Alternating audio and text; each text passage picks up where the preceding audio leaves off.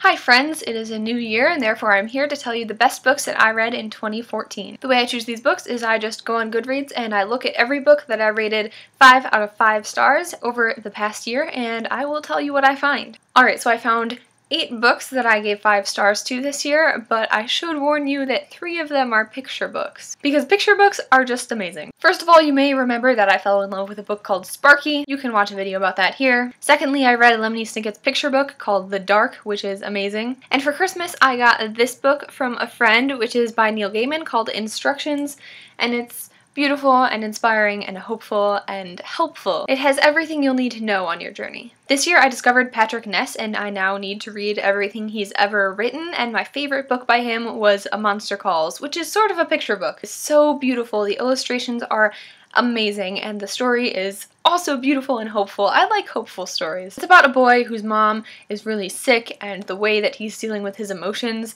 about it, and it's just really great. This is the Book of Mev by Mark Schimmel, which I really don't know how to explain, but learning about Mev and reading about her has been very hopeful and helpful for me also. Maybe that's the theme this year. She's been one of the women who I have learned the most from reading about in trying to understand vocation and faith life and activism and all of how those all can intersect for me. This is a book I revisit and have lots of quotes from. Just like everyone else in the world, I love Rainbow Rowell, whatever, and I read Eleanor in Park this year and it was amazing and you should read it, and it's super cute and I love it a lot. As you may also remember, I read Malala's book, I Am Malala, and fell in love with it and her, and you can watch a whole video about it here. The last book on my list today is Brown Girl Dreaming by Jacqueline Woodson, which is a beautiful autobiographical story in verse. I love this book so much because it makes poetry accessible, and it makes memoirs accessible, and it makes history accessible,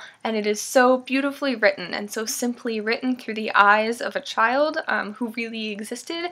I'm also in love with the cover a lot, and it's winning all sorts of awards, so you should not just trust my opinions, but trust everyone's, and definitely read A Brown Girl Dreaming. Those are all the books that I rated 5 stars on Goodreads. That's a 10, whatever. I would also like to give a shout out to The Disreputable History of Frankie Landau Banks, which I only just read and gave 4 stars, but I think after sitting on it for a little bit, I'm probably going to bump it up to 5.